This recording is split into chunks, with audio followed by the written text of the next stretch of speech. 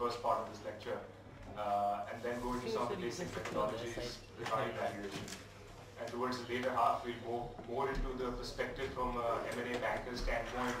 How do private equity guys think about valuation, and then hedge fund, both short-term as well as long-term investors. We also have a section on how to value startups. Some of you might be looking to raise capital at some stage, or to value startups if you're acting as investors in them. So I have a small section on that. And then a very tiny section towards the end of the presentation on due diligence as well. So what do companies, what do investors look at companies for besides the numbers? So the valuation gives you just a number, but then what makes that difference in terms of actually deciding to invest or not? So I'm going to move away from the mic for a few minutes just to get a sense of the audience, if that's okay. So I'll move around a lot. I like getting to know the audience a little bit, so I'm just waiting for a call on mic, but I assume everybody can hear me? Sure. Right. So just wanted to get a sense of who's in the audience today. So before I go into my background, just want to get a sense of who we're talking to. So lawyers in the room? Okay, great. Finance professionals in the room? Great. I know who to call on when I forget some concepts. CEOs, CFOs, anybody, entrepreneurs? Great. Anybody that I've missed? Who else is in the room? Students? Ah, very nice. Right. So I know who to definitely ask questions to. So I'll do this a lot. I'll walk up to the front, especially during sections which get a little complicated. It's a little bit of a technical presentation today, so if I'm going into too many details, you guys have to have some hand signals and just gesture to me that, look, it's gotten too technical, or we didn't understand that, you want to go back, and you just explain that a little bit further. I'm happy to do that. I also have a little board, so especially when we get around the DCF part of it, it does get a little technical. So if you don't have prior knowledge of finance and accounting and you start getting lost, it's okay. Most people in the room will struggle with that part a little bit. But I just, at least for the basics of what an income statement, balance sheet, and cash flow look like, I really want to just drive through that discussion on the board so that you understand what are the different parts of it. The DCF in itself is a 5-line kind of math calculation, but it's a little bit of a hawa. And I've switched between English and Hindi. Everybody familiar with Hindi and can understand Hindi? Okay, great. Some of the concepts, समझाने के लिए I really have to nail it down to Hindi. So I apologize in advance if people are not familiar with Hindi, but I'm assuming everybody is. All right, so we'll get started. I'll just give you a quick description of who I am and what I've done. So I run a firm called Dinodia Capital Advisors. My family's been in the tax accounting and audit space for the last 60 years. Recently I've set up a firm which is called Dinodia Capital Advisors, focused on M&A advisory, valuation, as well as M&A. The idea is to focus the firm on small and mid-sized companies. So we do transactions of 50 crore plus. The companies we typically advise are somewhere between 100 crores to 500 crores in terms of revenue size. These are companies that are looking to either merge, acquire, or raise capital. But at this stage, I'm not equipped to do that. So we will go in and start working with those companies to recruit board of directors, hire a CEO, CFO, build a sales strategy, compensation plan, ERP system, cleaning up the financials, a lot of that kind of stuff, so that the company touches and feels like a real company when you actually start going to meet investors. Previous background is I worked for Goldman Sachs in New York in M&A, in the FIG financial institution sector, worked on a bunch of stuff. Also helped them move, set up their India office and moved here in 2007 to set up their private equity business. Did a bunch of deals with them. In terms of schooling and education, I'm a Delhi boy, went to Wharton School right here, and then studied in the US, did my undergrad at Wharton and an MBA at Harvard. I've been a finance guy all my life, so hopefully I'll do a decent enough job to try and explain some of these concepts, stuff that I've learned over the years. I love valuation. I'm a little bit of a nerd, so I get pretty technical, like I said before. So to the extent that people are not understanding, wave your presentation or have some sort of signal so that I can go to the board and explain it in better detail. I've advised on more than 250 valuations and transactions over my career, and I do this for a living, so hopefully you'll enjoy some part of it. Okay, so without any further delay, let's get straight into it. So, like I said, I'm going to ask you guys some questions. It's early in the morning, so hopefully it will also, there's no negative marking here. So, to the extent you guys know the answer, great. If you don't, hopefully I will. Can we have these lights switched off? Of course.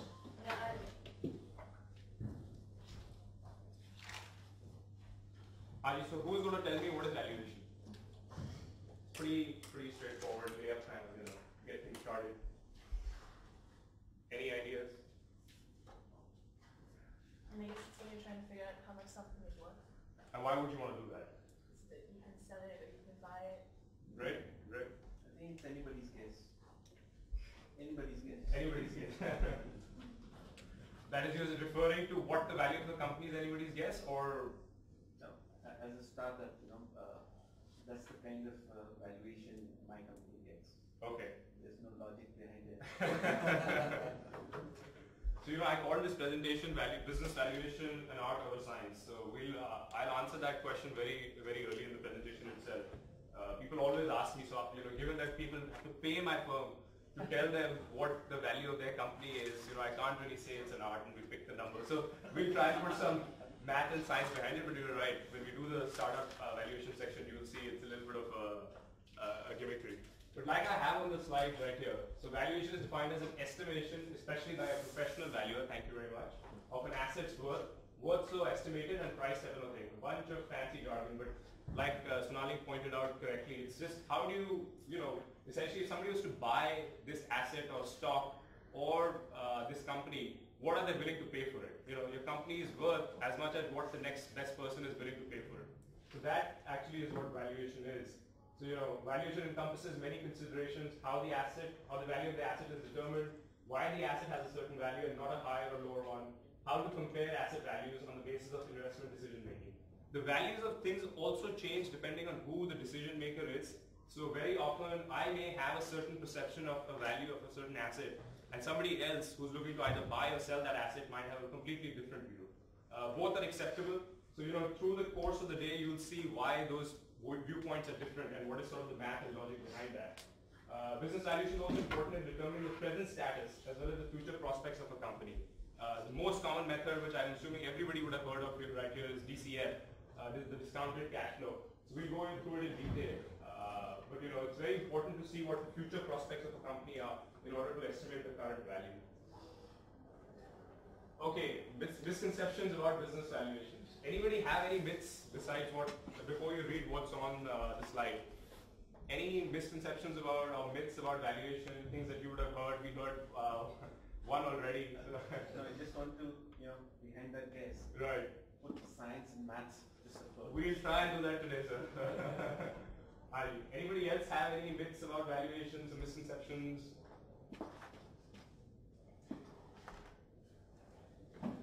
Okay, so I have a few, and I'll just go through these very quickly. So valuation is an objective search of true value. Very often people will say, "मुझे सच बताओ कि मेरी company का भाव क्या लगना चाहिए?" So all valuations, I'll tell you straight off the bat, are biased. The only question are how much and in which direction. The valuations are typically based on assumptions. When you make a financial model, you will never have the answers to all the questions, whether it's about current profitability, future margins, growth, size of the market.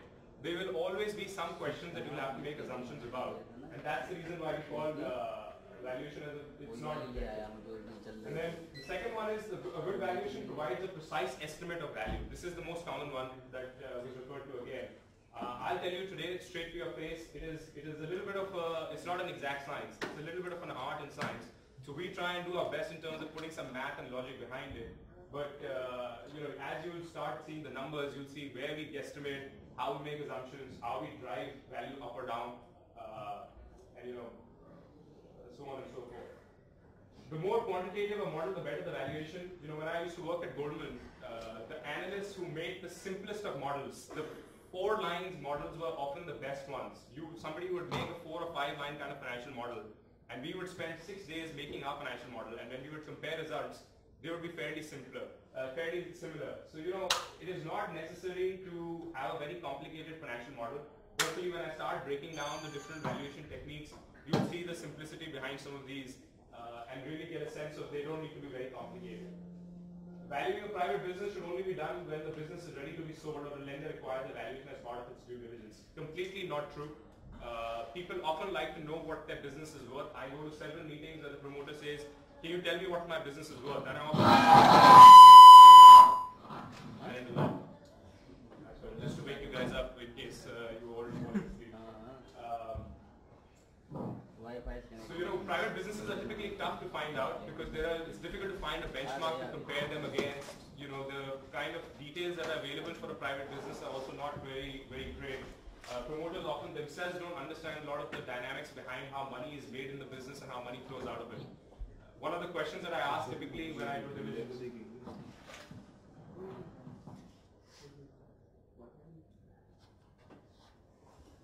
I feel like Shah Rukh Khan.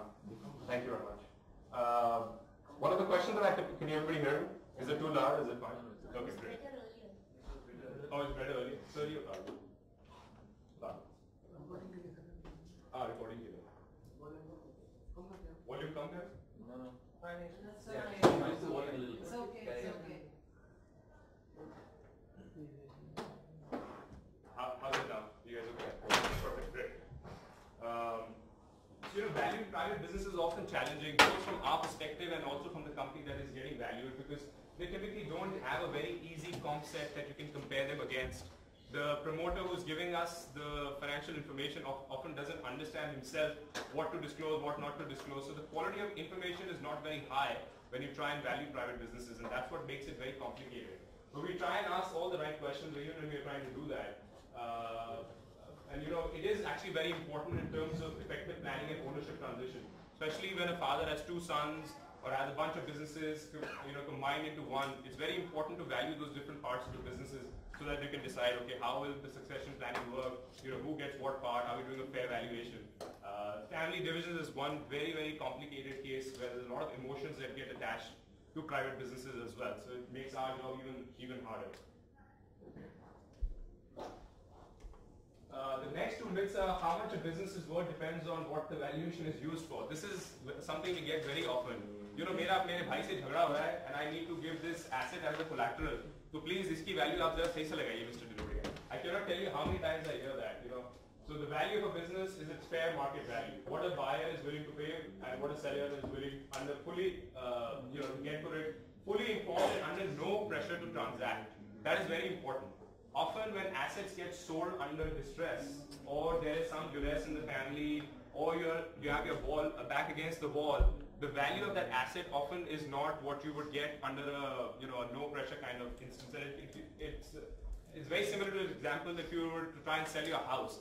If there was no pressure to sell a house, the value of that house is what the market is willing to pay for it. But if buyers suddenly find out that that house is in distress, यहाँ पे जी बहुत लोगों की death हो गई है जी, ये तो कोने का मरा है, शेयर बुखा है, ये वो, all these things that you often hear about assets, the value of that asset suddenly depreciates. No math, no kind of comps, no other market factors sort of determine that. It often gets biased in that way. If a business is in loss, it is not worth anything. Completely not true. Has anybody worked in a business that loses money? Sir, what was your experience in that business when it was losing money? Why was it losing money? Because the demand sort of fell down slowly. Okay. Supply was there, but legally it was not viable. Okay. How big was the business in its prime? I mean, it was not that big, but at least we had a good market share. Okay, so you had some market share, you had revenue, you had positive cash flow and profitability. And then 1 year, the business just started making some losses. Due to legal change. Okay. What happened the year after that? Due to markets, it was like that for 2 years. Now we are expecting that it will be coming back in the next couple of years. Okay, great. So That's this is really good. perfect, and I think that's normal for every business. I'm sure most people realize that businesses come and go in cycles. So if I was to value a business at its prime or its peak versus when I value it at its trough, the value might change, but it's not as if when I value it at the trough, the business is not worth anything. Because like I said, very often businesses are valued on future expectations, right? Whether it's cash flow, profitability, and so on and so forth. So just because the business is not making any money today doesn't mean that the business is worth $0. Whether it's a startup or a well-established business is going through a little bit of a tough time. So those are just some myths. Anybody else have any myths about valuation they might have heard from their friends? Sorry, did you have? Okay, we'll move on to the next topic. Pankaj, one of the distinctions people make is the difference between price and value. How would you comment on that? It's a tough question. And my answer to that is the difference between price and value is the value of intangibles. stuff that you cannot put a price to but still make a company valuable is often things like brand, is the quality of the people that work for a firm. You know, for example, services firms, a firm like mine, you know, the assets of that firm are the people that work, the quality of the firm, the brand that we build, the institutions that we teach at, the clients that we advise. It will often not get reflected in our revenue line or our EBITDA or profitability. So if I was to price it just on the basis of a simple DCF analysis and try and calculate the price of the firm, I might not get such a high price. But when I start figuring in the intangibles, the reputation that's been created, the kind of clients that we advise, the transactions that we've advised on in the past, you might get a better valuation, which you may call for the firm. So that, in my opinion, is the difference. So how do you make the intangibles? Valuation of intangibles is one of the most difficult parts of it. Today we are not going to get into it. I saw that, that's right. It is actually, that is, a lot of it is art. Perception? Yeah, perception. On both sides of the fence? Right. What we try and do is we look at similar companies who are valued, we look at their market cap and then we compare it often to the values that we get through different methods. So market cap is just the shares outstanding of that company times the share price. And you get an estimate of what the company is being valued at. And then you run a lot of your own methods to value the company. The difference between the two often gets accounted for in terms of intangibles. So Coke and Pepsi, for example, if I was to run DCFs or look at comparable company analysis and some of the other analyses, they might give me a very different number for what the company actually trades at. So often the premium that it trades at gets attributed to something other than the financials, which is the intangibles of the company, the brand, the intellectual property, the quality of the people that work there, the market share that they own, some of that kind of stuff. I'm happy to do it towards the end. Any other questions at this stage? Alright, let's go into why do we use business valuation. So these are, I'm not going to read through the list, but you can basically see that business valuation is used very often for a bunch of stuff. When you buy and sell a business, retirement of a partner, dissolution, portfolio management services. Has anybody used the business valuation here? Ever asked to do one, sir? You were asked to do one. Why? Why were you asked? I actually did it as a project. Oh, you did it as a project. Okay. Could you tell me a little bit about it?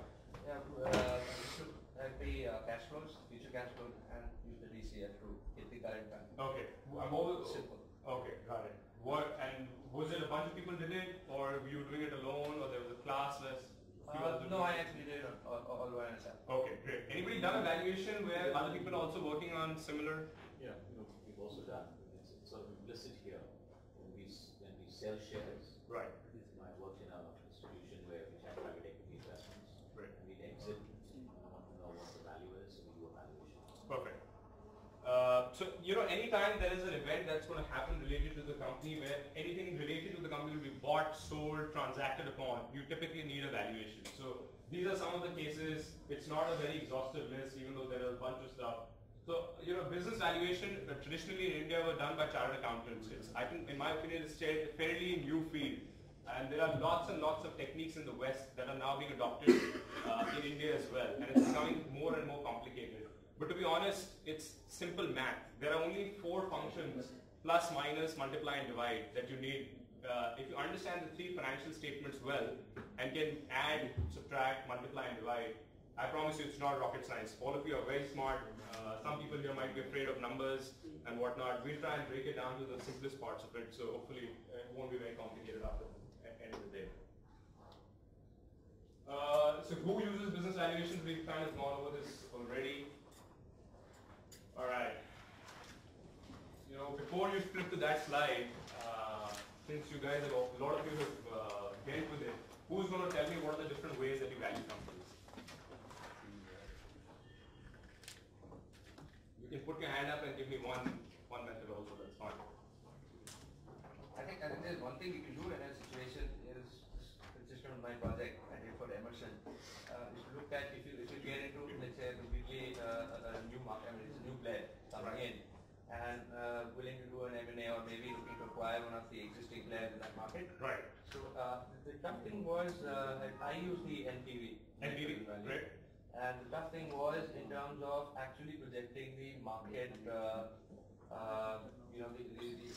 net worth of the whole market, industry-wide, for let's say 10 years to come, and that's where I used the regression model. but then I'm not very sure. So I'm very jittery as far as when it came to actually submitting the project, it turned out to be Right. a good one. So they took the call basis that. Okay, got it. Thanks for sharing that. So NPV, you said Positive NPV. Positive NPV. NPV is nothing but you take you know what your cost is today.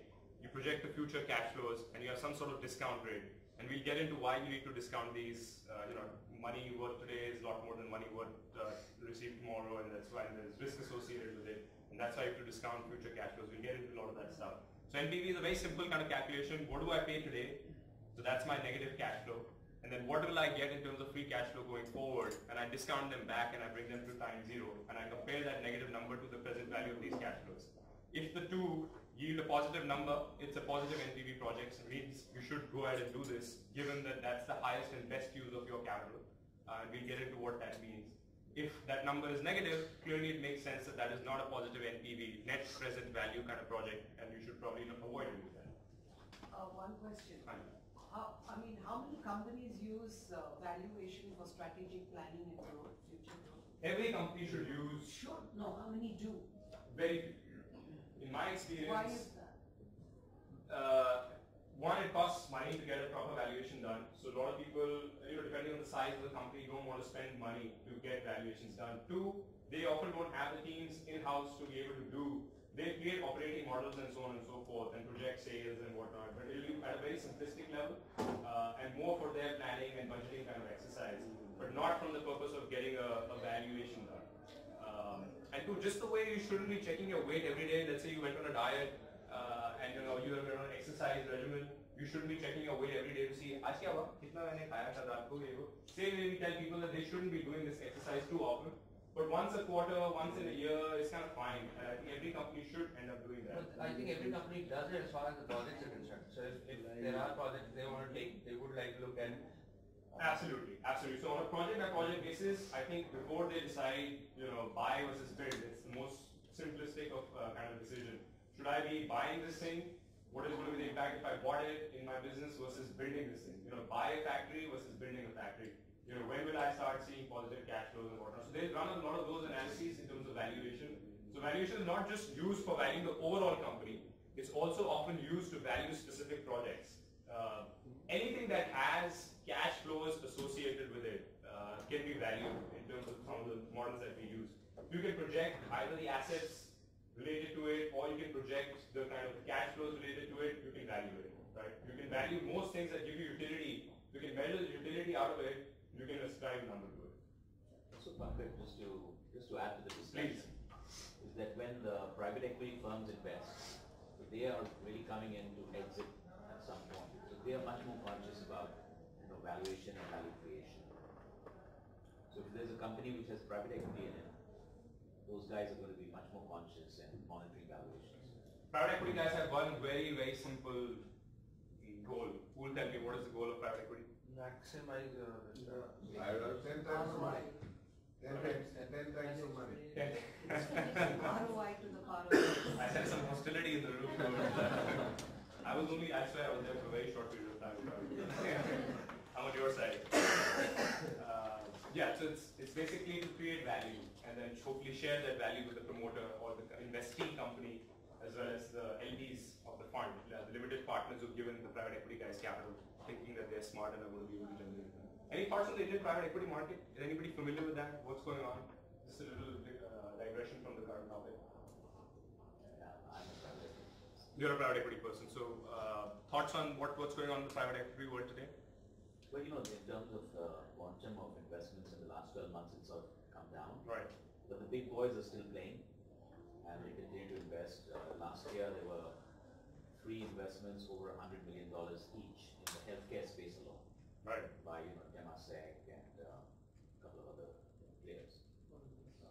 Olympus Capital, $105 million in healthcare. Yeah. So as a whole, it was $125 billion.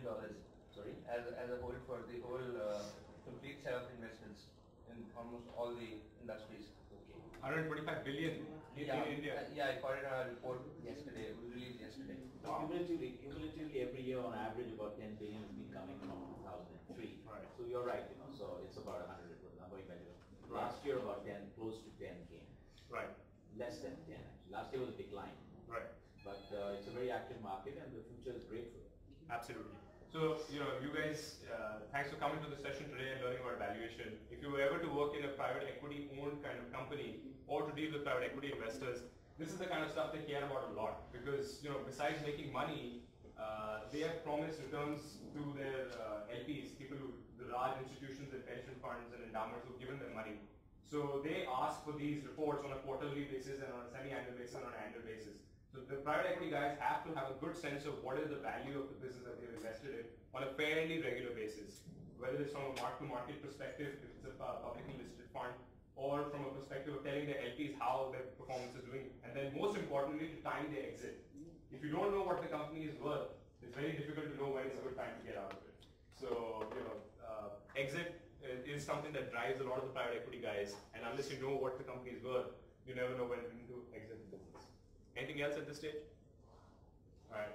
So we're getting back to what were the different methods. So NPV, I got one answer so far. I have 4 or 5 on my slide, so without cheating. DCF, great. Net asset value. Net asset value, great. Multiples. Fantastic. One more. So there's actually something that lawyers heard a lot before DCF became mandatory for cross-border share transfers. It was valuation as per the guidelines of the erstwhile Comptroller General of India. CCI guidelines, notorious. Capital issues. Yeah. We'll not get into those. It was basically formulas such as they would take, if the publicly traded share, they would take the 52-week high and then compare it to the average of the last 2 weeks of trading and see which was higher. And it was all a bunch of mumbo jumbo. If you put some math and logic behind it, it just made no sense. So I'm very glad and happy that they got done away with. People still, I read a lot of valuation reports where people still show me, "Arey CCI guidelines के हिसाब से तो इतना बनता है, आप तो कह रहे हैं कि इतना बनता है, so how do you bridge the gap?" So unfortunately from a values perspective, it's made things tough for us because markets-based valuation, as you guys know, the stock markets are a function of emotion, sentiment, buoyancy that comes in the market because of hot money that comes from the US and UK and so on and so forth. So the share price of a stock often is not very reflective of the intrinsic or the actual value, the inside value of that business, right? It's a function of how liquid the stock is, how quickly it moves, what are the reasons, some news that might have come out about it. So often, if you take that 52-week average and the high, compare it to the 2-week high-low, it often doesn't reflect. But then did you just say earlier on that there is no true value, that everything is always biased? Yeah, it is biased to a certain extent, but when you've used Sam, Dam, Danda, Bhed, when you've done all your sort of 4 or 5 methods of valuation, this is in a valuation perspective, valuationer's perspective, the best kind of estimate of the value of the business. So you will never ever know that this is a true, and I can say it on camera, it's been recorded, it's very difficult. Even Aswa Damodaran, who's the godfather of valuation, even he will struggle to tell you that Facebook today is worth $25.35. It's just because it's based on a bunch of valuations. So what you're trying to do is you triangulate. So just the way the audience just told me, there are 5 or 6 different methods. Maybe in law there are correct answers to every question, but in valuation there is never one correct answer that, if I was to give you a simple valuation exercise just to this room at the end of the day, after you've seen all 5 or 6 methods, and I promise you not even 2 people will get to the same answer. So that is the kind of difference that comes just based on the basis of assumptions, how you project the future. Because essentially, if you're projecting the future, it's got, there's very limited valuation techniques that look at the past. And I'll go through the ones that look at the past, but that might, the NAV analysis, which is a backward-looking kind of analysis, may yield a result in terms of 2 people being very close. And they should actually, if you have some background in accounting, I'd be shocked to see 2 people having different NAV methods. Kind of valuation. Just as an exercise, I often give it to my analysts, and I have everybody on my team do the NAV analysis for a certain company. And when 2 people walk into my room and show me 2 different NAV analysis, I'm shocked. And I'm like, wow, you must have really. But then they explain the assumptions, and sometimes I'll accept it if they're reasonable, and sometimes I won't. And I'll walk you through why those might be same and different. Okay, so the last one is anybody? Sorry. Dividend discount model is also a very common model. It's the industry that I worked in, FIG, financial institutions. It's used typically to value banks and insurance companies, companies that are balance sheet driven and not cash flow driven. So banks, for example, get discounted, use the dividend discounted model because it's a balance sheet driven play. The bigger your sort of shareholders' equity or book value of the business, the more business that you can write, i.e. take deposits from people and give out loans. The more deposits you take and loans you give out, you make the spread in terms of that. And then you can decide how much of that to retain in terms of profits in your business and then how much to give out as a dividend. So those future dividend streams then get discounted and are brought back to time zero to value a bank, for example. But it's not a very commonly used technique, but obviously a good one. The last and most common and simple one. Yeah, exactly. So it's called the transaction precedent model. When these similar transactions happened in the market, what did somebody pay for them? What was the control premium paid? What was the trading multiple? And so on and so forth. That's also a time when you can see a lot of the intangibles being valued in a transaction because you look at the pure pay multiple on that company and compare it to what the market is trading at, and you'll see a stark difference sometimes. But if Anand Mahindra decides to sell his company today, he's definitely not going to sell it today on the basis of what the DCF valuation tells him or what the typical comparable companies are trading at. He will obviously ask for a very high premium on that, and those typically get captured in precedent transactions because you have some control premium built into it, some synergies built into it depending on who's buying the business. If it's a private equity firm that's buying, they obviously have people who wear suits and ties and do financial models all day. They create and add some operational value, but not to the extent where if a Tata Motors was buying Mahindra's out, they would really bring some synergies to the table, whether it's in terms of adding market share, tapping into new markets, reducing some cost structure, manufacturing facilities, and so on and so forth. So the kind of merging of technologies, very, very common example again. So those kind of people will be able to pay a much higher kind of valuation versus what your DCF or what your firm say. So without any further delay, let's get to the fun part. But how would this work particularly in the IT industry where the intangibles are more than the tangibles? The IT industry is one of the hardest to value. I personally don't do a lot of work in the IT industry because I don't understand the math that goes behind some of these valuations. It is, again, it's sentiment driven. A lot of it is reliance on the future growth of these businesses. So we go through some of the things that you can do to have a good sense of what the future will look like. But again, a lot of these are driven by what somebody else paid for. So Facebook, for example, is trading at X multiple of its current revenue and sales and so on and so forth. So anybody whose business touches and feels like a Facebook says, well, I should command a similar valuation for my business. But that's Facebook now, but Facebook is the classic runaway train of intangibles. Exactly. So other than that, it is pretty hard. You can again we go through some methods that are used to value startups towards the end of the presentation. We'll do the building blocks first, so you'll see what the kind of more mature business and for a steady state and stable business, what are the techniques that are used, and then we get into what are some of the other cost and duplicate, market kind of methods, simpler kind of DCF for doing that. But in all honesty, a lot of that is pulling a number. What the investor feels comfortable paying for this business, how well he'll work with you, he or she will work with you. What is the kind of potential that your business has? What is the kind of market share that you hold? Estimates of a lot of that kind of stuff, rather than being able to project future cash flows with great accuracy and then bringing them to time zero. Last night, just to sort of comment on the lady's question, last night I was just reading something and there's a Chinese e-commerce company called Baidu. And Goldman Sachs, Morgan Stanley, and some other investment bank researchers, they valued it sometime in 2005. And each of these gave a totally different valuation. So, even though they are the experts, but there's a huge variation and there's no single answer actually. I think the statement should be information asymmetric. Exactly. It's a function of what you are willing to pay for it, to be honest. At the end of the day. Exactly. So you actually don't need to take this class or come to a seminar like this to know. Yeah, but we have to be in suits. Is it lawsuits or people who wear? Either way.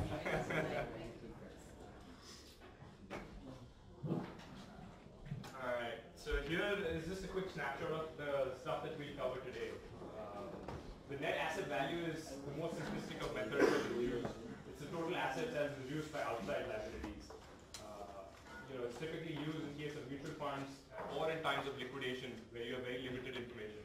And through each of these slides and methods, I've sort of put stuff in terms of when to use it, how to use it, when not to use it, what is the advantage of each of these methods, what are the disadvantages of using each of these methods.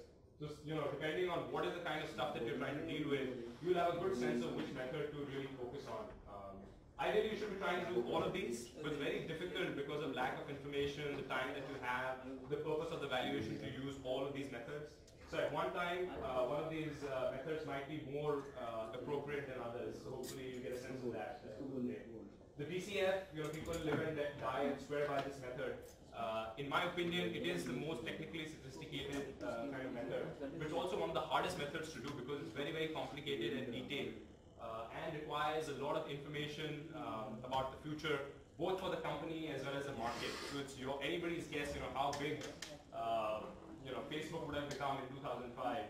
To estimate stuff like that, it is pretty hard. One small question. When it says free cash flows, does it mean liquid? I'll get into that. I'll explain what free cash flows mean. Common stock comparison, I love this method. I call it quick and dirty. Very often you won't have a lot of time to run a very detailed kind of DCF model to get a sense of what you should be willing to pay for a certain asset. If you were to do an apples to apples comparison of your company to similar companies that are currently trading in the market. So your company might be a private company, it might be a public listed company. And you were to try and determine the value of this company, you could look at how similar companies, so I will define similar when we get into this section, are trading at in the market in terms of their multiples of sales, EBITDA, and profitability. And using some of those multiple metrics and applying them to your company, get a sense of what your company should trade at. It's as simple as, for example, if I went and, ma'am, if I was to ask you, how much are you willing to pay for this blue pen? Would you tell me how much you would pay for it? 20 rupees. कैसे guess किया जी आपने 20? सुंदर है, देखने में इनकी बड़ी लग रही है। हाँ, इनकी बड़ी है, सुंदर भी है। और क्या मेथड हो सकता है जी इस पेन को खरीदने के लिए? कैसे डिसाइड करोगे? मार्केट में चेक आउट होते हैं। हाँ, exactly. अगर ये पेन अवेलेबल नहीं है मार्केट में फिर क्या करोगे? Exactly. That's how normal people think about it. And valuation itself is not very complicated. Either you figure out what is the utility that this pen is going to give you over a period of time that you're going to use it, DCF, future, so on and so forth. Or you go by, Sundar hai, ink bhari bhi hai, see some utility out of it. Or you go to the market, you ask the market, okay, what if I was to buy a similar pen, how much is it trading at? Okay, it's at $20, I'm happy to pay $20 for it, so it looks similar. The next is the precedent transaction comparison. Very often I interview candidates here and there, they tell me when I ask them, what are the methods, they're like, precedent transaction method. मैंने कहा जी precedent के बारे में और बताएं आप, कौन है president, कहाँ रहता है? बहुत लोगों ने आके मुझे भी बताया कि it's something to do with government and politics. So anyway, we will not get into it. But what, like I said before, it's basically looking at transactions rather than companies. So transactions often have multiples involved in them as well. And I use the word multiples a lot, so hopefully we'll get to what that means in a quick second. But basically, when these pens were bought before, or similar pens were bought before, how much did somebody pay for this pen? So it's as simple as that, right? So you get a sense of the benchmark of what these transactions happened in the past. The adjusted present value method, I put it on there. I'm having to skip that and go into more discussions around startups and so on and so forth if the audience so wants it. It's a little bit of a complicated method, but what it does is it separates the two things. It takes out the capital structure effect from a business and it values a business as an all-equity finance firm and then values the benefits of having leverage separately. Not very commonly used. My sense is 90 to 95% of the valuations kind of happen on the basis of the DCF. So it's very, very similar. It's the cousin of the DCF, lives right next to it. But mathematically and in terms of accuracy, it's a little more accurate than the DCF. And I'll go into the differences of when to use the DCF versus an APV. Private equity firms that do leverage buyouts, something which is alien to the Indian universe because the debt markets in India are not deep enough. But in the US, when you hear about LBOs and private equity transactions, it's typically companies that are being bought by leveraging, i.e. adding a lot of debt and using the free cash flows of those businesses to pay down the debt. A good example of Tata in the Indian community. I think Tata does a lot of LBOs. Tata does a lot of LBOs and they have the bandwidth and the ability to structure these and whatnot. Not too many people will get the kind of attractive financing at the kind of interest rates that the Tatas get because of the brand and the strength and the ability to do these deals. But I won't waste too much time on the APV. It gets a little complicated also, and towards the end of the day, I'm sure you're wavering. So we'll decide later if you want to go into the ATV or not. So just one question on the common stock comparison. If we're saying that we're going to determine the value of one company on the basis of how we value or what the value of a different or similar company is, Exactly. aren't you dependent on how you're valuing the other company then? Absolutely. And the capital structure, Everything. and the margins, and the growth, and so on and so Which forth. comes with the same infirmities of how you value one company to begin with. Exactly. So- Exactly. But often your company is a private company, so it has no, you have no idea. It's not got that BSE ticker going at the bottom. You have no sense of valuing it, right? You can't talk to the promoter. You're going to get no information from the promoter. He's not going to tell you what the market size. So you can do your independent study of how big the market is, what are the margins and whatnot. You might go to the ROC and MCA's website and take out the historical financials. But to build a DCF and a 5-year projection of a private company from that stage becomes very, very difficult if you don't have access to management, right? They might have margins which are completely different, or they might be doing job work, they might be doing some sort of manufacturing. So to understand the intricacies at every level of the income statement becomes very tough. So in those cases, the best thing to do is you look at similar businesses. If they're in a similar line, manufacture the same product, are in a similar geography, you try and match them on as many criteria as you can, and then see what their profile looks like. And sometimes you can take those sort of margins, growth, capital expenditure and whatnot and apply them to your company, develop 5 years of projections and bring them to time zero and get an estimate of value. Or you can say, okay, these companies trade at about roughly 10 times of their profitability. I.e., if the profit is $10, I multiply 10 times 10, I think the company is worth $100. So if these companies are worth $100, my company has $3 of profitability, and looks like most companies in this sector trade at about 10 times. So 3 times 10, 30. 30 is the maximum I can do. So that's a simple back of it. That's why I call it the quick and dirty. Every investor does it because you don't want to sound foolish. So private equity, what is one thing private equity guys hate doing? Running the business. Yeah, very good answer. That is actually the thing that they hate the most. And the second is actually overpaying for business. You never want to sound stupid. So the day you read a headline, KKR pays 40 times forward EBITDA for a certain business, you're like, oh my God, what has KKR just done? It's like paying 3,000 rupees for this pen. It's a simple plastic pen. Pilot Luxor makes it. It's available for 20 bucks in the market. Why would somebody pay 3,000 bucks for this pen? Maybe it has a gold nib. Maybe I don't know, Katrina Kaif writes with it. Some ancillary benefit to this pen that might have come, and that's the reason why somebody, or the utility of that pen to somebody might be very high. But typically, when you see somebody overpaying in the market, you try and wonder, okay, what's going on? Why did somebody suddenly pay such a high premium for this asset? So that the CSE method often allows you, okay, the sector trades broadly at this times of their earnings, this times of their free cash flow, this times of their sales. The sales are 100 bucks. Most companies in this sector trade at between 0.8 to 1.2 times of that sales number. So if some private equity firm is coming out and buying a small private business for 10 times that number, you clearly start to worry about, there's something more to the story. Are they betting on growth? Will this company have a much significant difference in terms of margin profile, customers, market share? You start to then get into some of those aspects. Otherwise, it's typically you'll see them in line with what the market trades at. But wouldn't this depend upon the vertical and the geography? Absolutely, 100%. So when we go into the CSE section in detail, I don't want to give too much away right now. So when we go into it, I will tell you how we decide what comps there are. It's actually one of the hardest things to do in India today is to determine what are the comparable companies for the company that you're trying to value.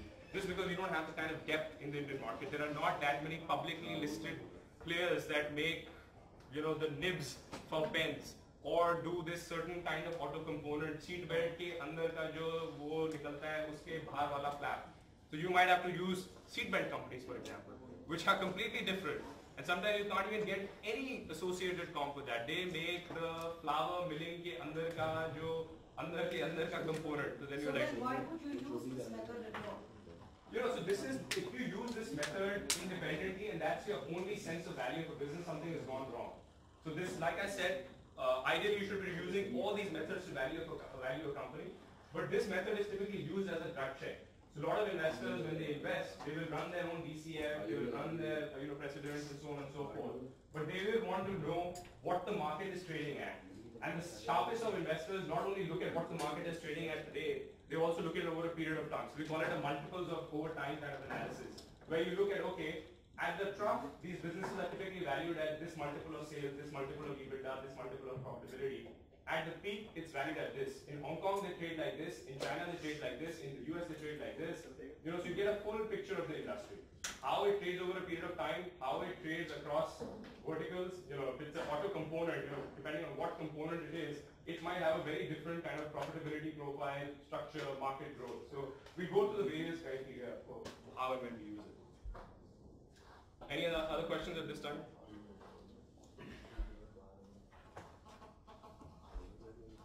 Is there any of these specific methods which should help you maybe value companies that are facing very dynamic situations where things may be, you know, changing overnight? You know, that's business. Things change very quickly over time for most businesses. So you mean like profitability and margins and... Anything can change in the business. Yeah, right. maybe the amount of, I mean, for instance, if you take up the Indian e-commerce. Right. Indian e-commerce is a segment which has very low barriers to entry. Right. That makes it, and very rich profits and dividends. That makes it, you know, hyper market. Right. Let's put it this way.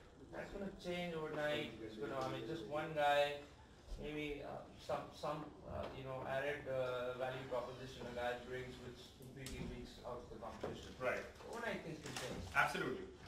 Though, like I said in the beginning of this presentation, That's the risk you carry. yeah, and valuing startup organizations and e-commerce kind of companies are the hardest thing to do. And no matter what any sophisticated investor says कि हमने ये analysis किया, cost to duplicate किया, वो किया, DCF बनाया, CSC से करा, precedent से करा, ये वो. At the end of the day, a lot of it is they're at such an infancy kind of stage of their life cycle that, to be honest, it is difficult to predict what the future is going to look like. So it is in some sense, the precedent transactions, what somebody else has paid for similar businesses is what is typically used to convince an entrepreneur that this is a valuation that they should be happy and willing to accept. You also don't want to overvalue a business a lot because let's say you overvalue it. By the time you go to market to actually sell or do an IPO, none of the usual investors are going to come and buy it, right? And you don't want to value it too low because if you value it too low, you're bought, like I've given $1 million, but I've taken 50% of this company. So, you know, I've valued it at $2 million. Problem is when you go to the next round, the promoter who owned the initial shares of this company is already diluted to 50% after the first round. It's probably going to dilute it a lot. By the end of his second round, think about his motivation level to actually go to the office every day and work and, you know, carry on with his execution plan. So we get into some of those dynamics. I have a full section on startups. So to the extent you have startups, e-commerce kind of questions, I would wait till we do the let's go to class nursery and 1 and 2 and work through the income statement and whatnot, and then we'll get to that stuff. Thank you. Net asset value. किसको पता है net asset value क्या होता है? You know, one thing I learned at business school is my father and I both paid a lot of money to go to business school, and the professors that used to come and teach us in class, on average, spoke for about 10% of the class. Bharat sitting right there, he went to the same business school as me, so he can confirm this. The professor actually spoke for 10% of the class. And the 90% of the talking was done by the students. I said, yeah, ये तो गलत बात है, हमारे को फिर तो fees का refund मिलना चाहिए. We thought we are coming to such a great school and the professor should teach us everything. The problem is the day the professor teaches you everything, everybody's sleeping in class and you're like, oh my god, I don't really need to go to class and I can read the textbook. So the reason why we do it is because the collective knowledge of this room and experience will be a lot better, and you will remember these things a lot better if one of your peers says it and you're able to discuss and debate, rather than me telling you something and you're like, अच्छा, because you could have read these slides at home, so they could have just emailed it to you. The reason that you guys were all brought to this room was to be able to hear everybody else's perspective and the questions and so on and so forth. So please don't be shy. Ask. I love questions. It's supposed to be an interactive kind of session. It's not a class. I'm not a professor. I'm not a teacher. I don't do this for a living. So I'm just a valuation practitioner who's trying to develop the field of valuation more and more. So who's going to tell me, Eddie, take a shot. किसी को तो पता होगा net asset value. Assets minus liabilities. Excellent. So that is exactly right. It is your total assets minus any outside liabilities that give you a sense of what the shareholders' equity, book value, or the net asset value. Net, anything net means किसी चीज को मैं minus करके जो बच गया है उसको निकालने की कोशिश करता हूँ. This is a very, very, very commonly used valuation technique. In my opinion, personal opinion, please don't quote me. Again, it's going on camera, so I will, I guess, people are going to see it. I personally don't think it's the most sophisticated or intelligent methods to rely on, simply because a business cannot be worth what you see on its asset sides and subtract what you see on its liability sides. Or jo bach jata hai is the value of the business. How many people would be willing to pay that? If I took all the assets and I sold off all the assets of this business, got a bunch of cash, apne property बेच दी, plant बेच दिया, equipment बेच दिया, are people assets of a business? Yes. Can you sell people? No. Okay, great. But sometimes, Knowledge? can you sell knowledge? Experience. Experience, great. So when you sell the assets of the firm, do you think you're getting a fair price for a lot of the stuff that is in your firm? So maybe if we account goodwill into it, maybe we can. Yeah. Can you sell goodwill? So it's again based on the perception like market value. Right. Somebody might pay you something for it, you know, the brand and intangibles. So typically when you go through this method, is typically used for a liquidation, or when two brothers are fighting and they don't want to, you know, sort of give you a sense of what the business will look like in the future. One brother might say, "Hey, the market share है नहीं, आप कहोगे कि नहीं जीता, इतना है ये वो." So it's typically to resolve conflicts. They go by the book. So it's a by the book kind of method. It is simple math. You take what's here, you subtract what's on the other side. What is left is kind of the value of the equity. So we'll go through what are the sort of drawbacks of using this method, but I still love using it because it gives me a benchmark of what the book value, or you know, if I was to just liquidate this business, how much is this business worth and what can I actually get for it? So investors who are looking at say asset stripping, yeah, they look at this, right? Absolutely. Whenever you're thinking about liquidating a business or stripping the assets of the firm, this is the perfect method to use, because at that time you don't actually care about the future cash flows. You have no interest in figuring out how big the market is and all of that kind of stuff. All you care about that is what is the maximum value that you can generate by selling the land, the property, the plant, the buildings, all of that kind of stuff. And then what is the outside liabilities of the firm, and then once you pay off those liabilities, whatever is left is kind of the value that's left. You also sometimes use it in business restructuring when you have a business unit which you want to transfer. Exactly. So, absolutely. For tax reasons is used very often. We actually do this a lot in our tax practice. I have an issue with this list of what is deemed as assets. It seems to be a dinosaur frozen in time. And also what is deemed as liabilities. I do a lot of work in the environment space, right, and I find it amazing that environmental liabilities are never ever accounted for, and that can completely shut down your business. Why? अगर मेरी books में नहीं है तो मेरे liability है ही. Yeah, but if the pollution control gets after you and closes you ad infinitum, then you're in trouble. Right. So why isn't it shown? I think as financial people, you people need to really revisit that list of what is assets and liabilities. Right. Because I work in the organic foods and farming space, and it is never valued as an asset. Right. And what is not? Sorry, what is not? The fact that that a farmer or a producer is in the organic space. Organic space, right. Environmental. If I may just comment on. Please. I need some help there. What's your name? Malini Rajendran. Okay, and address is Malini. Yeah. You know, what Malini said is extremely important because you know, this company in this oil and gas company, I think it was British Petroleum. They had this huge problem in the Gulf, south of the United States, where there was you know, a lot of problems. So the investment We don't need to go that far. We have the DC ammonium gas leak. Yeah. So they had. And particularly when it is polluter pays with deep pockets, the deeper the pocket, it's X to the factor of 10. Absolutely. So the financials you really need to seriously look at. Yeah. Now, so in that case which I was referring to, there was a $20 billion liability. You know, you're absolutely right. There was a $20 billion liability that would have led to the bankruptcy of the company. So, you know, the way this would be factored in is contingent liability. What do you think? Absolutely. Contingent liability. I have it on my next slide. We go through what contingent liabilities are and whatnot. Okay. But what about your first point? Anybody have any thoughts on that? So if I look at the balance sheet, does that give me a fair picture of what each of those assets on the balance sheet is valued at? Why not? So, आपके auditors ने sign नहीं करी balance sheet? Auditor sign करते हैं balance sheet? Accounting according to the generally accepted principles that they are following. वो भगवान राम ने बनाया है क्या बात कर रहे हो आप? So the issue with that is that you're not taking contingent or balance sheet liabilities. For example, in the modern environmental things it's accepted, but people are the biggest issue in foreign acquisitions. If you look at acquiring companies in the West or say Western Europe or the US, you have these pension liabilities which are there in the organization. In don't know how long people are going to live. Life expectancy is growing. There's so many, intangible factors that you cannot factor.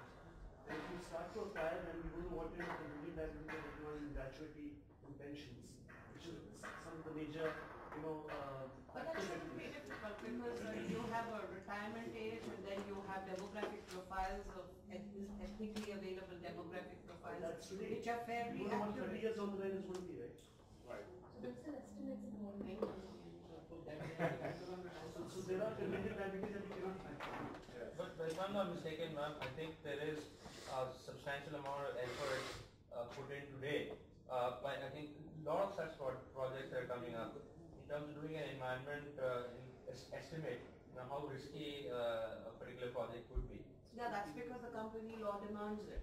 And that As makes of it, now, but in terms of finance, and I'm not talking about the exception, I'm talking about the rule. Rule, right. It needs to be made part of the rule. Absolutely. I think she's very good. This is a very good comment. It's still, even in the US and all, contingent liabilities are still not valued and quantified. Deveshwar keeps talking about the triple bottom line, but I don't see it translating beyond it. It is, I would say it is a relatively new concept still from a valuation perspective here. In the West, they pay a little bit more attention to it, both in terms of contingent liabilities and the market value of assets. Here, typically when analyses are done, if they are done at a book value, we go through the different methods under NAV as well. But as our firm does these valuations, we spend a little bit of time trying to understand what are the contingent liabilities, what are the off-balance sheet, whether it's related to pensions or the environment, and try and put some judgment and factor. But in all honesty, it is pretty difficult to estimate. Okay, what about the assets? The assets, this is a question I want to ask you guys. If the auditors have signed, you look at book value, you look at it. I'll tell you why I'm wondering on the assets is because I worked with the tourism industry for about 20 years. Okay. And across the board, Australia does its most efficient tourism asset evaluation. Right. The coral reef has a financial asset value that shows up on all tourist companies. Right. And it just doesn't happen across the board anywhere else. And right. I don't understand why, because India is one of the richest, historically and on all 360 degrees, we have the richest tourism potential. Sure. And asset valuation of those assets are never done. And the argument that I was given for 20 years was, well, it's not in the asset list. Ye to balance sheet mein hum kahan dikhayenge? So that needs to be revisited. That entire concept of assets, and only financial people can do it. So you're talking about assets that don't show up on the balance sheet, or are you talking about that don't show up, but which actually, the Taj Mahal does 3 crores per day as ticket sales. Right. So whose book should that be accounting? Archaeological survey. No. That's, you don't go into that. I think the answer is that there's a fight going on, a right row and battery going on. That's not diverse. In terms of other assets that don't ever make it onto your balance sheet, which should be accounted. Institutions are under a lot of pressure. We hear about all the bank write-offs or the bad debts in Europe happening. All these people are under tremendous pressure to make the right kind of investments. Because anyway they're taking losses on their European and American investments. They don't want to add to that by making losses in the emerging markets. I think till 2006-07 when the margins used to be very high, nobody used to care in India about working capital situations and cash flows that the company can generate. But as the margins have come under pressure, all the private equity houses, everyone wants to look at the cash flows, working capital, whether the cash is being flown out of the business or it is getting invested in the working capital. So that has become more of an important area for them to evaluate. So the seriousness of getting a diligence done has increased a lot post 2007.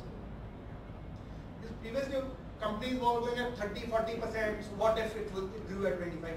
Now people are very, very careful, that even 1% difference in margin. Actually, I've seen people, investors take the decision very seriously and negotiate very hard on that. And because of all these external challenges in the marketplace, investors are becoming increasingly focused. Their focus has changed from due diligence focus has changed from getting an understanding of the business to whether the financial statements are reliable, how robust are the financial statements, whether there is any fraud or any indication of a fraud. So I don't think we need to spend much time on this one. So the net asset value shows the value of the net assets of the company or the actual value of the owner's equity employed in the company. You have a good understanding. It's also known as the net worth. So it's the shareholders' capital plus the free reserves minus any miscellaneous expenses from a mathematical standpoint. More simply put, it's the total assets that you take, you subtract the outside liabilities, any preference share capital, and whatever is left is called the net asset. You know, there are lots of things that may or may not be true tomorrow morning when you wake up. Facebook might have gone, you know, there might be no Google, the sun might rise in the east or the west. But what is one principle that is always, always true? Every finance, accounting person lives and dies by. What is the one principle of accounting that always, come hail, come storm, come contingent liability, come revaluation of assets comes true, not comes true? One principle of accounting that always holds true. What is that? Exactly, sir. Thank you very much, everyone. So that going concern principle, obviously. But the total assets always equal to total liabilities plus the shareholders' equity. That is one principle of accounting that always holds true. So if you are then putting some intangible asset and putting some asset side, what would you put? That is the biggest challenge, and that's the reason why people don't end up doing that, because they often don't know what to create on the other side. So that is the biggest challenge that happens. And then, you know, that's the reason why a lot of these contingent liabilities, you have to then create a provision for it, to account it in the right way, the balance sheet kind of falls out of sync, and that's the reason why a lot of these are not sort of accounted for. But typically, if an asset, the asset side shows me 10, the liabilities plus the shareholders' equity should show me 10. And that's the reason why simple math, if I just take the total assets and subtract the total liabilities, then I know what my shareholders' equity is worth. So, you know, we'll skip what's written on the bottom of the slide. Like I said, high degree of uncertainty about the future, limited information about future cash flows, we use the NAV. In case there is no reliable information about profits due to violent fluctuations in the business or disruptions in the business, you know, sudden death, the guy who's driving the business kind of, you know, gets hit by a tree, that kind of stuff. Asset stripping, like Bharat pointed out at the bottom. Capital-intensive businesses sometimes use this method as well. But this is an important slide. Basically, like we've all discussed, the calculation of the value of assets and the ascertainment of outside liabilities is a pretty tricky issue. You know, it's not as simple as if I was to just open up the audited financials of this company and see, oh, it's done by a very reputed auditor, and just take the simple total assets and subtract the total liabilities. That is sometimes not the net worth of the company. And these are the three methods that we typically use when we are valuing assets. So the simplest of them is the book value method. So assets are taken at their book value. Whatever the assets are shown, I forget about what the State Bank of India's buildings might actually be worth. I simply take whatever is shown to me on the book. You know, sometimes if there's heavy replacement that's happened, I add it back. And investments is one thing that is typically taken at market value. But other than that, everything else is sort of accounted for on an as-is, where-is basis, and you value the company on the book value basis. The next most logical method is the net replacement value, which I think you spoke about, which is if I was to take these assets and then calculate what I could replace these assets with. You know, आज अगर मुझे खरीदना पड़ता है ये asset, तो उसकी क्या value होगी? Sometimes so that net book value is replaced, is substituted for the current replacement value. And then the final method, which I think is the most logical, is what you can get by selling this asset. So sometimes, if I was to take those State Bank of India buildings and try and sell them, what is it that I can actually realize? Sometimes I will use that as an estimate of what the true value of this asset is, and then subtract the outside liabilities to get a sense. So these are three methods that are typically used. I'm not saying they're 100% correct in terms of trying to get to the correct assets picture, but rather than just taking what's written on the books and the audited financials because an auditor is signed off, you can put some more science and some math behind trying to get to the right kind of assets picture. Is that... See, this is cumulative, you add one... No, these are three different methods. Different methods. Yeah, so when we write our valuation reports, sometimes we say let's say two brothers are fighting, and we have no sense of, the company is actually owned by the other brother, you're providing a valuation. We'll often say, कि जी बताओ तो सही कि land and building की value क्या है? कहता मेरा भाई तो बताने के लिए तैयार नहीं. You can't hire an individual valuation expert to sometimes value these because he'll not let these guys enter the building. So at that time, we have to take the book value. Sometimes you say, okay, it doesn't matter, you can hire an independent valuer, or you can go do a market check. So when you have the ability to ask management some questions, do independent check of some of the values related to those assets,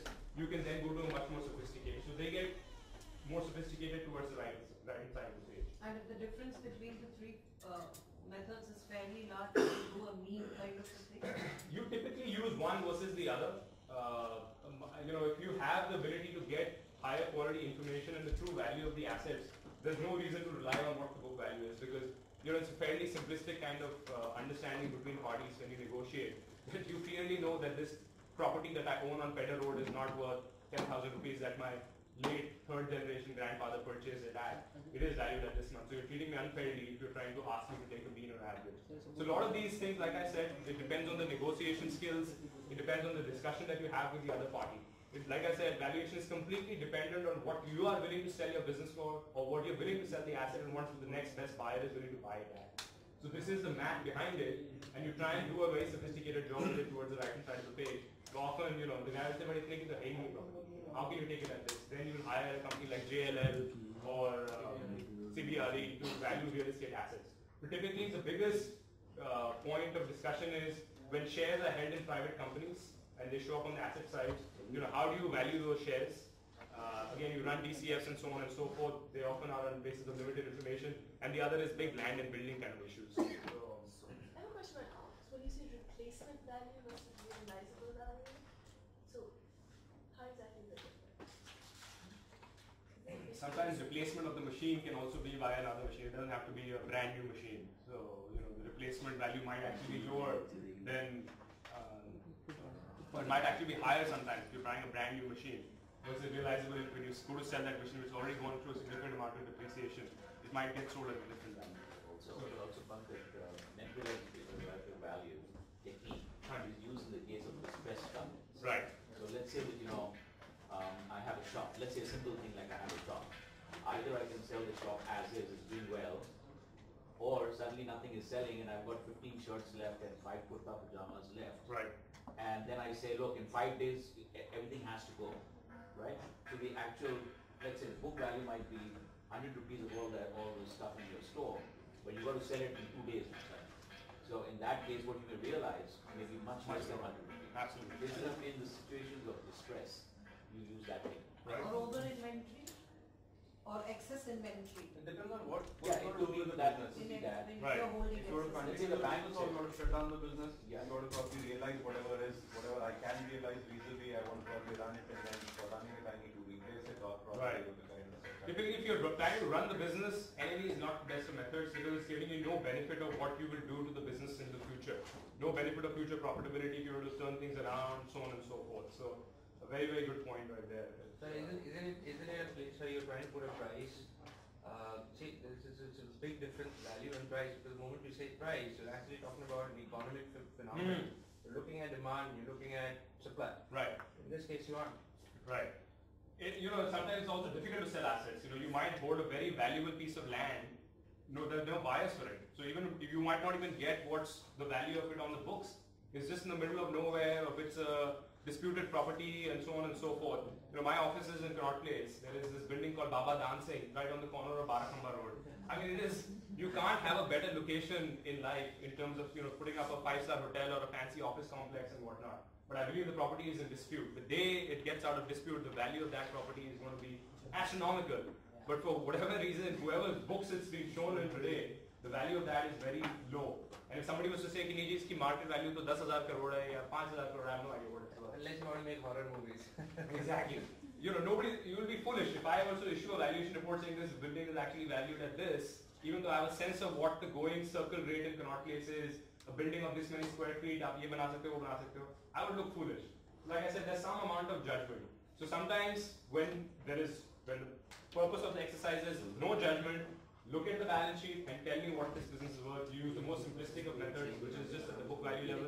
Sometimes when you have some market information, whether you can get replacement cost, if you can get realizable value, try and get more sophisticated. Like I said, it depends on the purpose and the availability of information. This probably might be more useful also in case of tangible asset kind of. Absolutely. Capital intensive businesses typically use this a lot. If it's more people and so on and so forth, it's difficult. Yes, of capital intensive right there at the bottom.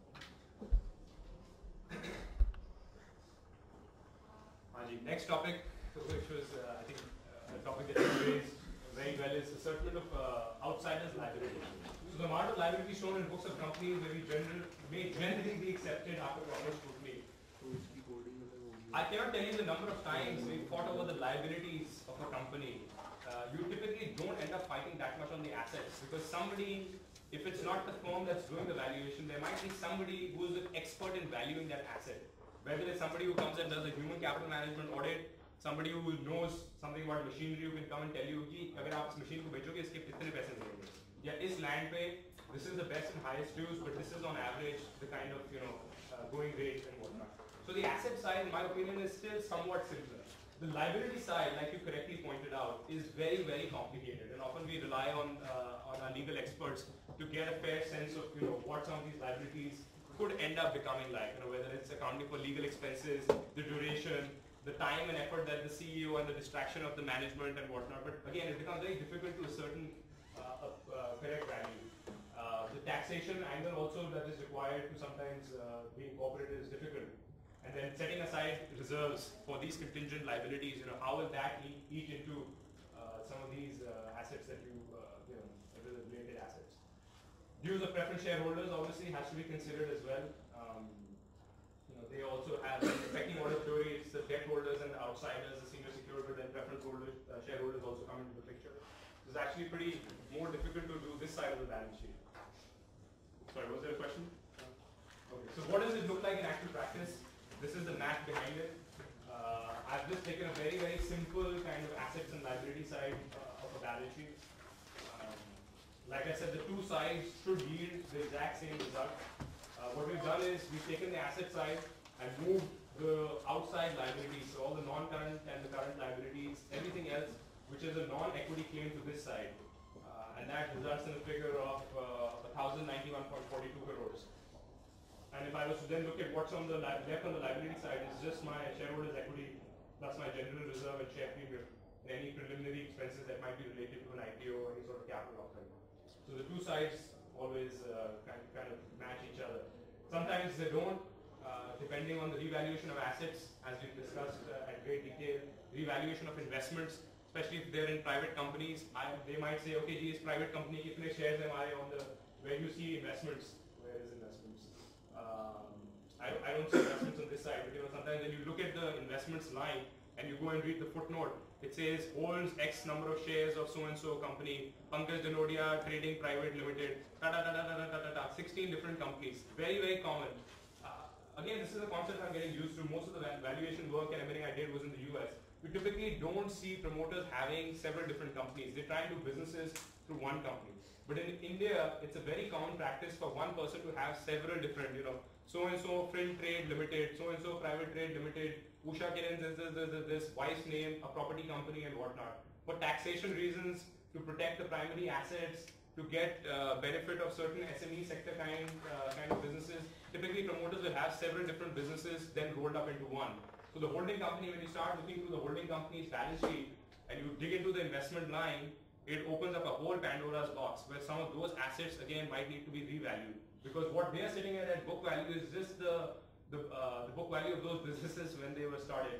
Those assets actually might, if somebody holds shares of Facebook on their balance sheet, those shares are actually worth a lot. But because there's a market value associated with it, you can take the number of shares and multiply that by the share price of Facebook and get a sense of those investments.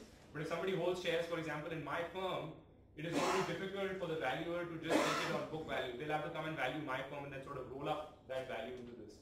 Was that clear or? Sir, then some practical difficult to you by looking for the investment in the private companies that you made. Like they've been saying like we don't know like even we not be in a position to provide the balance sheet of those companies. At those point of time, what to do then? Yeah, it is a very difficult question. Private company, valuing startups and private companies is actually very, very difficult. And that's the reason why I said often you're not, ideally you should be doing a DCF, precedent, CSE, all these methods, but often you don't get a sense of what these companies are valued at. So you try and find similar businesses to the private company and you use a multiple from the CSE method which we go over, you slap it and you go ahead. Because you need to have some sense of what that business is worth. Or you take it at whatever book value. People often will refuse to give you the financials. They'll be like, sorry? That being the reason why very difficult at that point. Exactly. So then we go through the MCA website and the ROC and whatnot, but you know, there are, sometimes I'll get PDF versions of the financials and they'll give me one profit line, or sometimes, you know, it's not even a full income statement. So you have to piece information together and get a good sense. If it's a significant company and has a certain turnover and whatnot, it becomes easier to get it. Often if it's a partnership firm, it becomes very difficult because they don't have to do public filings. So it just depends on who and what you're dealing with. I have just one question. Hi, please. I'm just looking at the balance sheet here. I'm looking at the liability side and I'm thinking that I'm going to do a net asset value thing for, let's say, a company is supposed to be stripped down. How come I'm looking at reserves and the liability side? Because my understanding is that that will be free liquid cash. It should be considered as an asset. No, that comes as part of, the reserves come as part of the shareholders' equity. Because the reserves is typically the profit that is getting plowed back into the business every year. Yeah, but here is a business that you want to... I think he's just trying to do a comparison that asset is equal to liability. What we see on the right hand side is the net owner's value. Those are the owner's funds. So what I've done is, if you guys look at a simple asset and liability side, the section right here at the bottom, the total, where it says non-current liabilities, would have moved to that side. What I've done is, just to show you that the math works out on both sides, I've taken the total assets and subtracted the outside liabilities, and shown you here, if I take the shareholders' equity and the general and other reserves, and I add the two, it will equate to that same balance.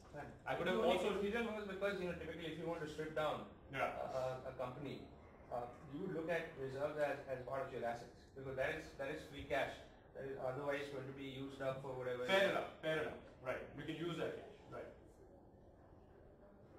This was just to lay it out so that you can see the math, the numbers is tying up. Alright? Everybody good with it? Okay, so why to use it and why not to use it? So like I said, it's quicker and easier than any of the analytical methods like the DCF and the CFC. The data acquired is easily and readily available, not so much always, but you know, much easier than the DCF. Helpful when the firm's question is in the future. The firm's future is always in question. But you know, in the case of an unforeseen event that happens, in the event of a liquidation, asset stripping kind of circumstances, where it's very, very difficult to get any sense of what the future will look like. We use the NAV, when the firm has a brief and volatile earnings record, suitable for firms with heavy tangible assets, like the audience correctly pointed out. What it doesn't take into account is fails to take into account changes in business and competition. Obviously, you're not paying any attention to what's going to happen to the business in the future. Difference in accounting policies that can result in very different results for identical businesses. What is an accounting policy that people typically play around with? Very good, sir. Thank you very much. So it's you know, it's using the straight line method versus the double depreciating asset. I have heard all sorts of creative methods of why a certain asset is worth a certain amount, and how I don't know how to calculate depreciation on certain assets. I mean, I go by the book. I'm a lucky cup of tea kind of guy. Use some judgment and creativity, but the kind of creativity you see around depreciation is, so you know, companies which are very similar in kind of businesses might depreciate assets. You know, technology assets might get depreciated by 50% in a year. Cars may get depreciated 25% in a year, versus you know, art stuff might get depreciated a lot. What is one asset that never depreciates? Land. Thank you. Great audience. And I think probably this is also why you know, you get to see in the accounting profession there's a lot of complexity, huge amount of complexity. That's why accountant gets. I'm unfortunately not an accountant. No wonder it is such a thriving profession. Interesting fact, there are only 32,000 accountants that are coming out every year. I thought the number was very high. I was just told that the number is about 32,000 CAs a year that come out. So it's a pretty low pass percentage. I think if you look at the number who try to... Yeah, that's pretty high. That's pretty high. What timeline you generally use when you talk about the future in question? I mean, what is the established timeline? For the NAV, there's no talk about the future typically. It's as quickly as you liquidate assets and so on and so forth. But when we're doing projections for the DCF and all, I'll get into that in a little bit. Another accounting concept could be revenue recognition. On what basis for recognizing revenue? Absolutely. What are the two most common methods to recognize revenue? Percentage of completion and That's okay. You know, typically you can have cash system system of accounting for recognizing revenue, and obviously the one that you mentioned is also part of it. Or you can do the accrual system of accounting. You know, when the goods and services are delivered is when you recognize, versus when cash comes in the door, you recognize and book something as a revenue. Similarly, on when expenses are realized and what period they are realized, then the associated goods and services are delivered, then you book the expense, versus when there's cash going out of my pocket is when the expenses book under the cash. Basic question, I thought you're not allowed to use cash basis of the You're not allowed to use, but again, when people get creative, you will see cash systems of accounting as well. So you mean to say that before the transactions actually happen, they get entered in the balance sheet? If you're doing a cash system, my friend, you can do anything you want. You can make the income statement and balance sheet look very, very creative. Fortunately, under law, they're not allowed. But I will walk you through the differences of what the cash system of accounting versus what the accrual system of accounting looks like. We can get into some detail in 3 minutes. Another very important point, I think, which has been noted upon quite a bit, you can understate the value of intangible assets such as copyrights and rules. So by no means did I want to tell you guys that the NAV is a good method or a bad method. It is a method. It is very commonly used. Hopefully after this discussion you have a sense of what to watch out for, when to use it, when not to use it. If somebody is trying to sell you a bit of goods, you can be like, aha, but tell me about the value of the asset, or what method have you used, or tell me what these contingent liabilities, or what about these pensions. The guy will be like, oh my god, this person knows a lot. So hopefully I've done my part in that part. The DCF, ladies and gentlemen, this is what you paid for today. So hopefully we go through this section. When is the break? I'm happy to teach straight till 6 o'clock, so hopefully none of you will fall asleep. I'm happy to have lunch break. Yeah. Are you guys okay to go through the DCF now? Okay, perfect. It's my time to relax. It's your time to answer some questions. So, Batauji, what is the DCF? Why do we use it? Where does it live? Why do people live and die and swear by this method? Why is it so important?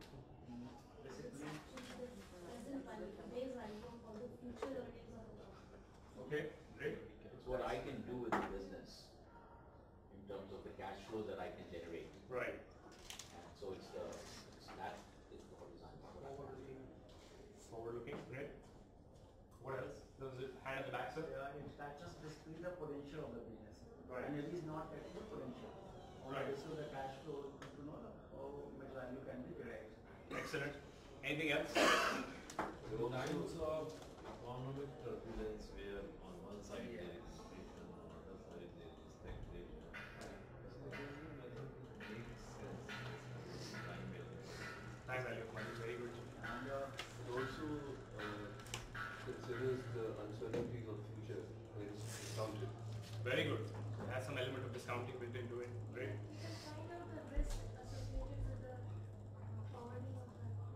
Sorry, You can find out the risk associated with risk. Yeah, great. So I've heard time value, I've heard risk, I've heard about it builds the operations part and the strategy part of it. I've heard it gives you the internal value. So these are all great points. Looks like you guys have a fair sense of what the method is like and why it is important. So I'll go through the easy part quickly. So the discounted cash flow model explores to what extent companies generate and return free cash flow. This word free cash flow is like a nightmare. To be honest, there's another concept called EBITDA, earnings before interest, taxes, depreciation and amortization. I cannot tell you, half the hair that I have grayed and lost is because of explaining and fighting over what counts as EBITDA and what doesn't count as EBITDA. If you are a private equity investor or an M&A banker, or any sort of investor, you will have heard this concept of EBITDA time and time and time again. It is what the people in the investment community care about the most. And I'll draw a simple income statement to just walk you through what the EBITDA is and why where does it live, how is it calculated, and why do people care about it so much. We'll do it in a few minutes. But that's, it's often used as a surrogate for free cash flow. The method is based upon the theory that business value is the summation of all expected future free cash flows discounted at an appropriate rate. I think overall, in terms of the audience, we got a sense of that. But it's basically you have the ability to then to look at a business for the next few years till it gets to a steady state, and then have a sense of what it will look like till infinity. And then you discount these cash flows, you pull them back to time zero. Because what can you do with your money? If you have money today, Why is it worth, people say money worth today is worth a lot more than money worth tomorrow. If I was to give you $1 today versus $1 tomorrow, why is it different? Exactly, you can earn a return on it, and if I was to say कि cash flow 1 साल बाद आएगी, what is there some element of risk associated with it, right? I might not give it to you, we might not be friends, the business might not make it. Today it's Facebook, tomorrow it might be no book. So it just that's business, that's life. There's some element of risk, and that's why you have this discounting that comes. And it calculates to what extent future earnings will be available as free cash flows after certain expenses are paid off. Value is calculated by considering time value of money and risk. We've already gone through that. So why do we use this here? It estimates the current value of a business based on future cash flows of the business, values what a potential buyer will be willing to pay for the business, and provides an additional point of reference when evaluating the intrinsic value of a business. What is the intrinsic value? What did we do in NAV? Asset value, very good. और ये intrinsic value क्या होती है? कौन है? कहाँ रहती है? This should be held very, very internal to the organization. Potential of generating future. Exactly. It is real on the head. What you can actually do with the business. Exactly. So this is sort of a blend of the operations, the strategy. The business has several different components. It has strategy, it has people, it has market, it has advertising, it has sales. All this stuff, when it comes together and plays like an orchestra, what can you do with this business in terms of generating profitability, cash flow, and so on and so forth? The only method in my opinion that captures all these things and sort of then give a certain value to this is the discounted cash flow method. And that's the reason why everybody harps about it so much. It is also the technically most sophisticated method, so I apologize in advance. If you start getting lost when you start going through some of the numbers, just understand the basics of it. You will hopefully have bankers on your side when you're looking to raise capital and whatnot. So you don't need to understand it in as much depth when I start walking you through the income statement, balance sheet and cash flow. But it's always good. First question whenever I do divisions on a transaction is I always ask the person, आप मुझे simple Hindi या English में समझाओ, धंधे में आप पैसा कैसे बनाते हो? पैसा कहाँ से आता है आपके पास? क्या आप बनाते हो? किसको बेचते हो? कितने में बेचते हो? कब वो पैसा आता है? If somebody can explain to you in very simple English or Hindi how they finance their business, what they manufacture, what are the costs associated with it, and then what do they sell at, why do they sell it, why does somebody buy it from them, you can have a good sense of projecting an income statement, balance sheet, and cash flow. As you start doing a few of these, like when people start talking to me about their business model, my brain already starts working, it starts putting them into cost buckets, so that you develop this over a period of time. But I encourage everybody to start thinking in terms of at least a simple income statement, balance sheet, and cash flow. Do you think the balance sheet, income statement, and cash flow are linked to each other? The three most common financial statements, they are? Yeah, but the only difference being that some of them are just a snapshot.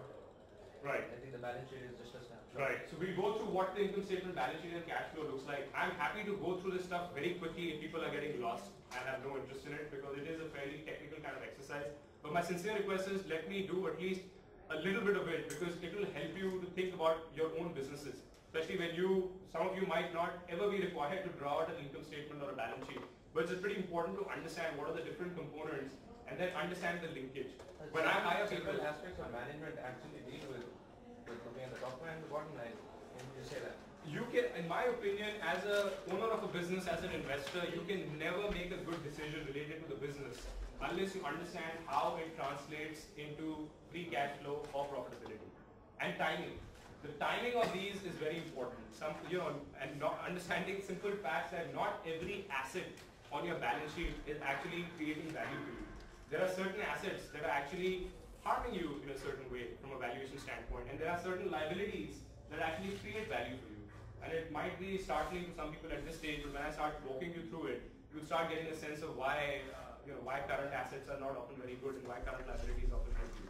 So when you say timing, you mean in time, like historically in time? Historically in time and the timing of when that thing will be realized over a period of time, right? So it's all a function of when you will see light at the end of the tunnel. Often startups have a J curve, where the first few years of a business they keep losing money, and then it comes to the pivot point when they start making a lot of money. So if somebody is only going to do a 5-year kind of DCF for you for a startup organization, that's the worst thing you can do, and that's the worst thing you can accept as a valuation, because your business is only going to lose money for the first 3 to 4 years. So So somebody comes and says, मैं आपको DCF के साथ भाग रहा हूँ, but मैं आपको 5 साल में DCF बना के देता हूँ. So that person is in fact cheating you because you need to project the future cash flows till a time where the business actually stabilizes. And sometimes it's 10 years, sometimes even 20 years. So the problem is that given the market dynamics into, when you bring that into picture, right? Some of these things, I mean, you really feel like biting your fingernails whether to believe it or not. That's why valuation is an art and not a science. So hopefully this is actually the science part of it.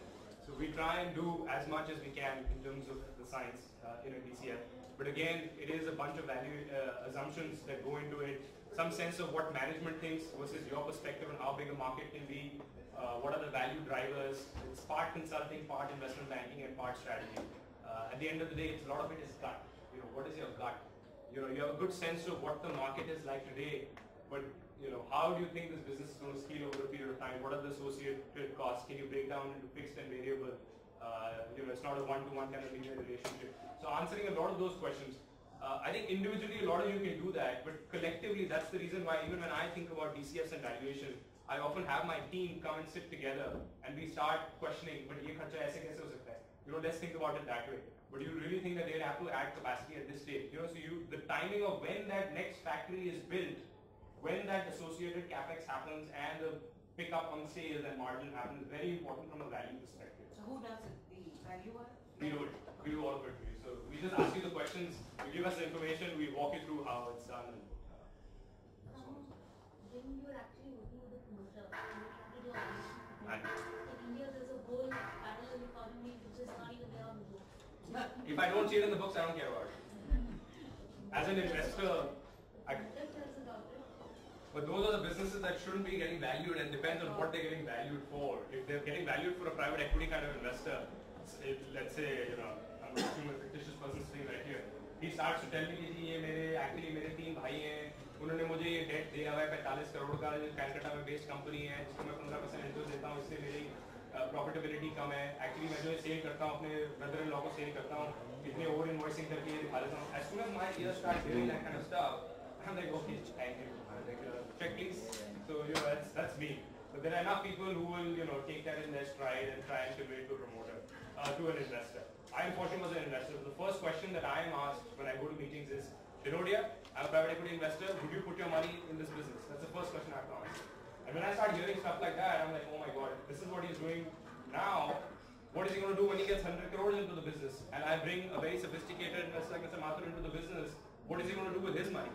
So, you start worrying about a lot of that kind of stuff. But usually businesses that do what you're talking about don't last in course. Yeah, and they're never in for the long. Sometimes they do, but those businesses then typically don't end up getting outside investors into them. They are under. People then start clearing out their books. Yeah. What actually, sometimes there's no evil intent. Yes, but that's the way the business is done. Yes. But even in that situation, what happens is they need to go to somebody like, say, Dinodia and company and say, hey, look, how do I organize myself in the next 2 years to put it all, straighten everything out?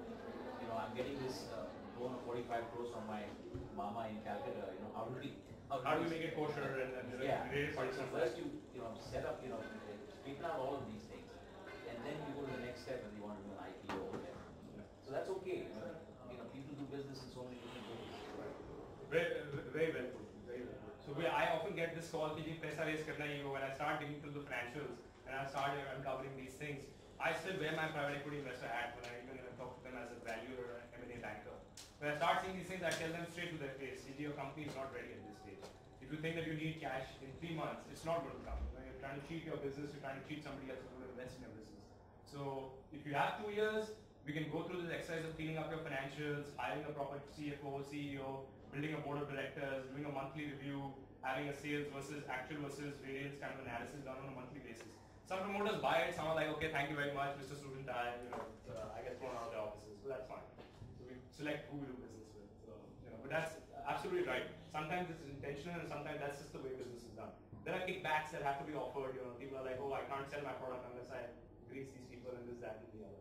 So sometimes, depending on the magnitude of what it is, everybody says कि सब चोर है, कोई 10% चोर है, कोई 90% चोर है. So you have to identify who's doing what chori? Is it kosher? Is it completely bad? If you think that if you're only going to invest in 100% kosher and have a US kind of diligence on a company, it often becomes very difficult to do transactions. And that's why, and that's the reason why you see a lot of the private equity firms that are struggling to exit out of businesses. Because even though jo nakab pehen ke logon ne deals kar liye hain, when they actually, when the money comes in the door and it starts getting burnt up, it becomes difficult, right? And then it's difficult conversations that happen between promoters and investors on their board of directors and so on and so forth. So pretty complicated. I would worry a lot. Raising money is like getting married. It is a very, very serious commitment. The investor who's going to give you their money is going to come to every board meeting, is going to be part of every decision. He might have veto rights. He's going to govern your life to a very, very large, he or she's going to govern your life to a very large extent. So I would be very careful about who you're getting as an investor into your businesses. What is it besides money that he or she is bringing to the table? Like for startups, like they don't have much of basics available in terms of how they can go about it. I have a full section on startups, so towards the end. If people want to do the startup stuff sooner, I'll take a vote. We can do the startups. People interested in startups, can I see a show of hands of startups? Okay. We spent less time on the DCS stuff. Who wants to learn about the DCF and complicated accounting and income statement in detail? Okay, great.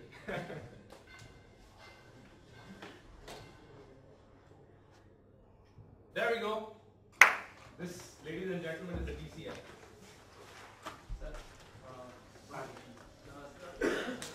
Sir, no, lawyer, and then I'm also please address me. There are certain businesses which have license value. License value, correct. Suppose a person has got the airline, right? Suppose a person has got the airline service license, and that too has a substantial value. Suppose he has paid 5 crore rupees under the table, but that is not being cashed. What that is a fee. They have to pay. But how to value that? Suppose the investor is coming and saying, he said that I already paid 5 crore. You value basically where is the deal getting done. If it's done in India, then take a guess. These, a lot of these kind of transactions that create value or allow you to play the game, quote unquote. There is an entry price that is often paid to play the game. That doesn't show up on your books. It is not an asset that can often get capitalized and depreciated or amortized over a period of time. So investor may or may not give you the benefit of that. I think that completely depends on your ability to convince the person that is looking to value the business of why it makes sense to pay you some amount of money for it. But hopefully that license has allowed you to play the game and generate some level of sales and EBITDA and free cash flow, which will come into the future and get discounted, and you get intrinsically you get the benefit. That's why the DCF is the most beautiful method, because it allows for things like that. You are allowed to play the game and henceforth realize the sales and the EBITDA and cash flow and the capex and so on and so forth. At times it becomes very sensitive model. Like suppose for the startup, yeah, he is projecting such a lot of things, but the balance sheet is speaking nothing. And we are saying that on the basis of projection, we are taking the value. Right. So that time it becomes very sensitive. Yeah, I promise you we'll do a significant amount of time on startups. So it was right at the end. I'll pull it up to the front. Let's go through the DCF first. So this is it, guys.